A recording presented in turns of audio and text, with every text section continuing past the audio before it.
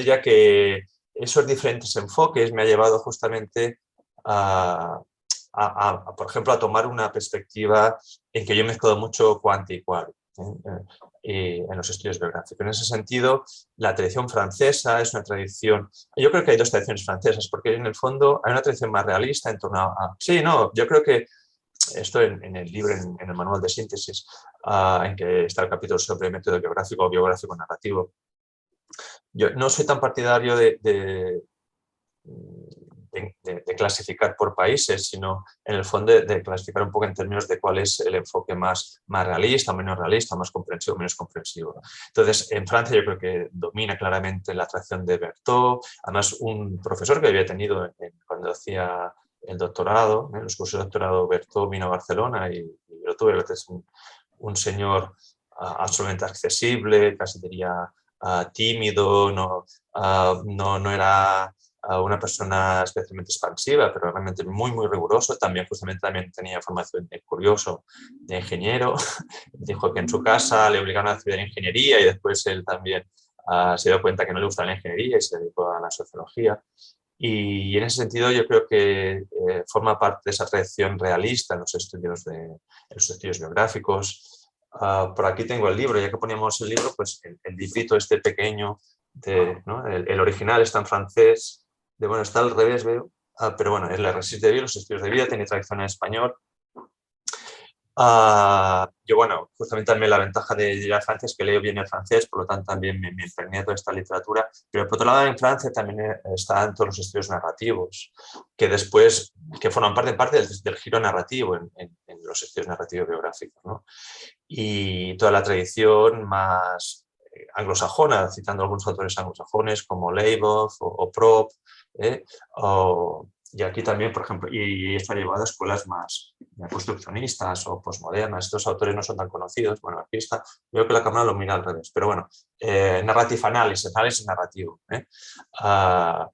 Riesman, bueno, toda una serie de autores narrativistas, construccionistas, que yo creo que a veces se distancian mucho de la línea realista, porque en el fondo epistemológicamente son muy diferentes, pero que conviene tener en cuenta. Yo creo que la narración es forma y contenido y simplificando, digamos, los enfoques narrativos se interesan más por la forma, los enfoques realistas, tipo Thompson o tipo Berthaud, que además han publicado cosas juntos, son más realistas, o están en la tradición del realismo crítico.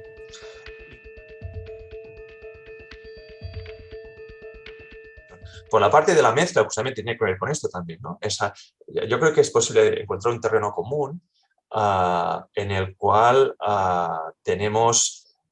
podemos meter elementos cuantitativos y cualitativos. Una cosa que también se mencionó en la sesión del lunes es otra lógica realista, pero de fundamentación mucho más, o sea, en ese sentido cercana a Berthaud, pero una lógica mucho más deductiva, que es la perspectiva del curso de vida, Life Course Research, Elder y compañía. Elder se hace muy famoso a partir de escribir, creo que es el año, si no recuerdo mal, el año 76, The Children of the Great Depression, los chicos de la Gran Depresión, hace un estudio en que mezcla cuantitativo y cualitativo. Y yo lo leí justamente en una estancia, porque además es difícil de encontrar. Lo leí en una estancia en Berkeley, en la Universidad de California, el original, y a mí me apasionó realmente el libro, me pareció una muy buena articulación cuantitativa cualitativa, y desde entonces sí que he intentado hacer esa articulación. Se articula porque es cierto que en este caso no es un enfoque tan inductivo como el de Berthaud, porque Berthaud además es muy divertido leerlo, porque dice, me he dado cuenta, y esto lo dice por escrito, me he dado cuenta que mi aproximación epistemológica se parece mucho a la teoría fundamentada. Otra vez, esa idea de que existen diferentes conexiones. Decía, sin haber leído a Glasser y Strauss en su momento, mi forma de hacer investigación se aprecia mucho la cristalización de conceptos que aparecen en la teoría, en el enfoque de la teoría fundamental. Dice que trabaja de forma muy parecida. Y también defiende esa idea de saturación, por ejemplo, ¿no? De ir trabajando, ir acumulando evidencias empíricas hasta que aparece una forma de explicar esa realidad que está estudiando, pero de forma inductiva, o más o menos inductiva.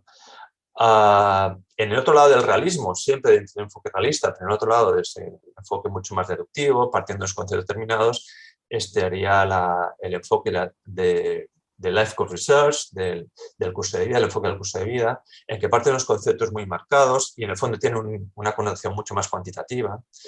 Pero me parece que ofrece conceptos muy interesantes. La idea de transición, que no es suya, pero la utiliza muchísimo. La idea de diferentes estadios, la idea de cómo ese juego entre contexto y agencia. Elder tiene un modelo y aquí sí que os podría pasar igual el esquema, ya lo pasaré, porque en el fondo plantea como 5 grandes principios. Yo sé que también Leticia eso lo ha trabajado mucho en ese enfoque. Y yo creo que da pie a ese enfoque a combinar muy fácilmente, sin forzar para nada, el enfoque cuantitativo con el cualitativo. O sea, si uno lee a Berthaud, podría decir, pero ¿yo dónde meto el cuanti? ¿No? Porque no me cabe en el enfoque de Berthaud, que es un enfoque realista, pero de una lógica más inductiva. Pero si uno lee, y también se hace cualitativo en el Life Course Research. Si uno lee una obra de Life Course Research, se da cuenta de que puede meter cuanti y cual, porque ese juego entre agencia y estructura, ese juego entre decisiones y de decisiones individuales y decisiones marcadas por el contexto, ese juego también entre la trayectoria de largo recorrido y las transiciones de corto recorrido. Yo creo que ese juego nos permite juntar e integrar bien lo cuantitativo con lo cuantitativo. Cuando empiezo con el proyecto Capret, empiezo a leer pues también un concepto muy clásico y muy utilizado en los estudios de mercado de trabajo, que son las transiciones formación-trabajo, las transiciones en mercado de trabajo en sí mismas, ¿no? El cambio entre desempleo y empleo, o el cambio entre el empleo y una jubilación, o el cambio entre un empleo y otro, o el paso de un contrato temporal a un contrato indefinido. Todo se define como transiciones. Y me pareció muy interesante el juego que hace la perspectiva del curso de vida sobre esas transiciones y cómo eso se puede, además después también, más adelante, pero no mucho más adelante, descubro un programa llamado Traminer, que se trabaja con R, que permite colocar las transiciones longitudinalmente, se llama Optimal Matching. ¿Cómo se puede traducir eso? Como... bueno, también otro nombre en español es análisis de secuencias.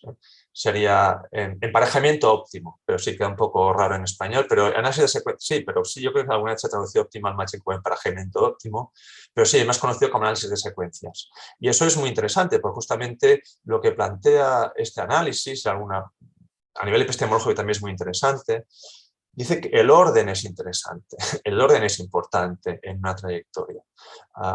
Es una especie de análisis de conglomerados que permite agrupar diferentes individuos en función de la variable que tiene, por lo tanto en ese sentido es un análisis clúster o conglomerado clásico, pero el elemento diferencial es que no es lo mismo y no te va a englobar en el mismo clúster una trayectoria en que, por ejemplo, primero he tenido desempleo y después un trabajo estable, o al revés, primero he tenido un trabajo estable y después desempleo. Aunque en términos de proporción en la trayectoria eso tenga el mismo peso, este programa, esta lógica de análisis, eso lo va a englobar en clústeres, en conglomerados diferentes, porque justamente la idea de que somos esa idea de path dependency que dicen los politólogos, ¿no? También somos descendientes de nuestro pasado y somos descendientes o casi prisioneras del pasado que hemos tenido. Y eso el Optimal Matching lo hace muy bien. Ese es un tipo de análisis que me ha gustado mucho desarrollar en los últimos años. Y eso también sería otra transición, esa idea de formalizar las trayectorias de forma cuantitativa, de manera que podamos comprobar un poco diferentes grupos de trayectorias. En los últimos años yo he trabajado la interacción entre capital social, entendido, porque capital social significa muchas cosas en el fondo, pero entendido como contactos de redes y redes de apoyo en jóvenes, y cómo esas redes de apoyo interaccionan o se entreveran, que es una palabra que utilizas en Argentina y en Uruguay, no sé si en Chile también, pero que me gusta mucho, y en España no se utiliza, entreveran con otras dimensiones, estos aspectos, y Y eso me parecía muy bonito porque justamente daba esa perspectiva mucho más holista, mucho más comprensiva. Entonces, eso sería otro elemento de transición. Yo en los últimos años estoy trabajando mucho de esta perspectiva, combinando cuanti y cualitativo, haciendo una cosa muy particular que también yo he llamado, y ahora estoy publicando, bueno, salió hace poco, porque un artículo mío también os puede pasar, en que yo denomino también entrevistas híbridas, en que hacemos una entrevista cualitativa, pero al mismo tiempo esa entrevista cualitativa, los datos biográficos los convertimos en datos cuantitativos, ya los entramos directamente como dato cuantitativo, lo cual permite ese análisis más cuantitativo, pero que es una entrevista semidirigida, normal y corriente, es decir, con preguntas abiertas, incluso utilizando ciertos dispositivos gráficos para justamente las personas entrevistadas puedan facilitar el recuerdo. No son siempre entrevistas retrospectivas, en el sentido también muy clásico de la entrevista biográfico-narrativa, pero con la diferencia de que en el mismo momento que hacemos la entrevista entramos esos datos de forma cuantitativa, lo cual después nos permite aplicar este tipo de programas. Bueno, y eso también, yo creo que esa combinación cuanti-quali también hace más rico el análisis. Depende de la pregunta de investigación, siempre yo no diré que es por sí solo, sino depende de lo que nos interese. Pero si nos interesa ver, por ejemplo, en qué medida un concepto muy interesante también, yo creo que de carácter geográfico y también esa línea de Life Research, es la acumulación de ventajas y desventajas. La idea de que partimos de puntos similares en la estructura social o en el mercado de trabajo, pero a veces una pequeña diferencia marca trayectorias en direcciones totalmente contrapuestas, ¿no? Es la idea también que estudió Merton en los estudios académicos, ¿no? El efecto Mateo, ¿no?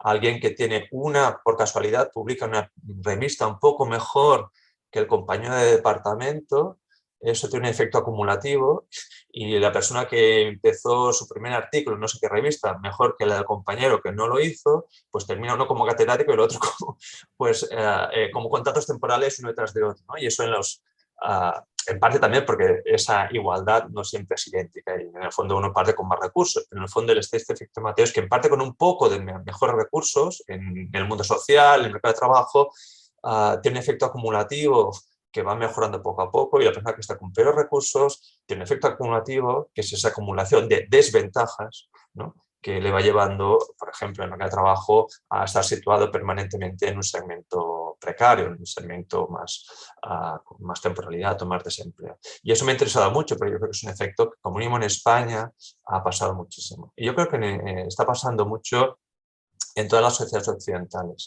Cuando hablamos de polarización social, cuando hablamos de ese distanciamiento, y es en España, como mínimo, hay estudios como este que ha sido exactamente lo que ha sucedido en época de pandemia, lo que ha pasado es que no ha habido el estado del bienestar o la protección social ha sido incapaz de corregir esos efectos de acumulación de ventajas y desventajas. En el fondo, al revés, el mercado, la actuación del mercado nos ha llevado a las polarizaciones de este tipo, en términos de...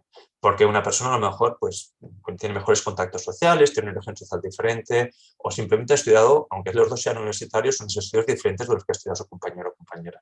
Y eso marca esas trayectorias diferenciadas. Eso es algo que me interesa mucho, ¿no? Porque a veces no somos conscientes de que parece que la desigualdad viene dada y no hay nada que hacer, pero en el fondo también hay estudios que comprueban, y eso es uno de los intereses que tenía ese proyecto europeo CAPRAI, cómo los efectos transformadores o no de la protección social pueden cambiar esos procesos de acumulación de desventajas y desventajas. Algo que normalmente no hacen, por desgracia, pero que podrían hacer si realmente identificasen correctamente los puntos, esas transiciones en el mercado en que más necesitamos estados de apoyo.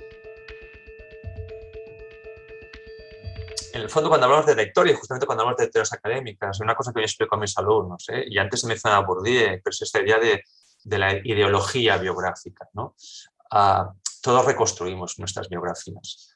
Y yo creo que también, me acuerdo, y es una anécdota que explico a mis alumnos, pero lo explico también a los que nos pueden escuchar de Facebook, porque es muy divertido fijarse en eso. Yo siempre también digo que es interesante hacer de sociólogo aficionado, vayamos donde vayamos.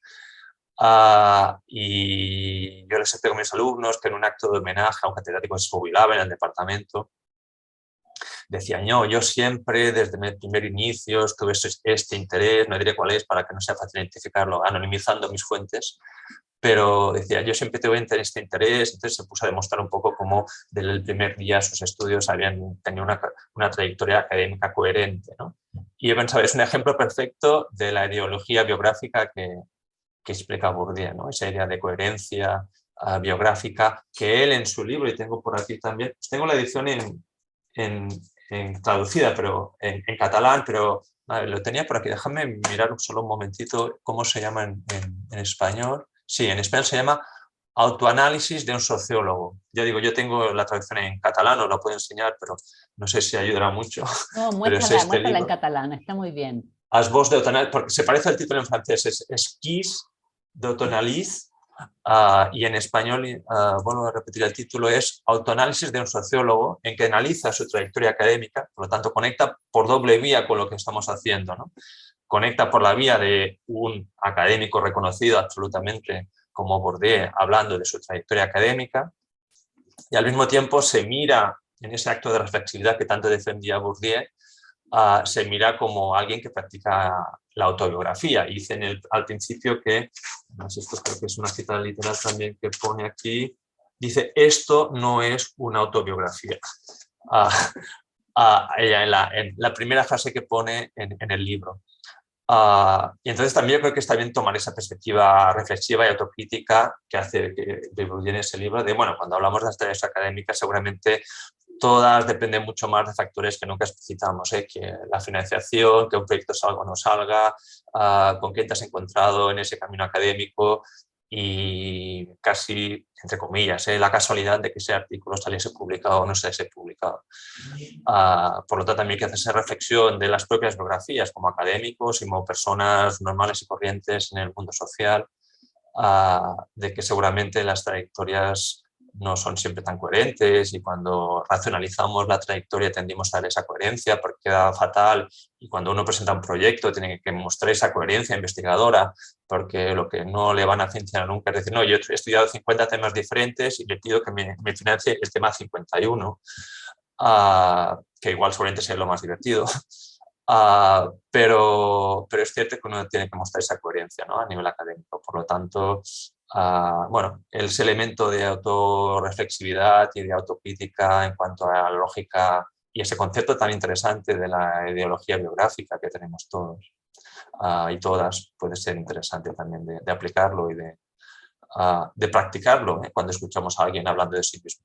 Es muy divertido, por ejemplo, cuando alguien habla de las parejas, siempre lo importante es la que tiene, no las que tuvo antes.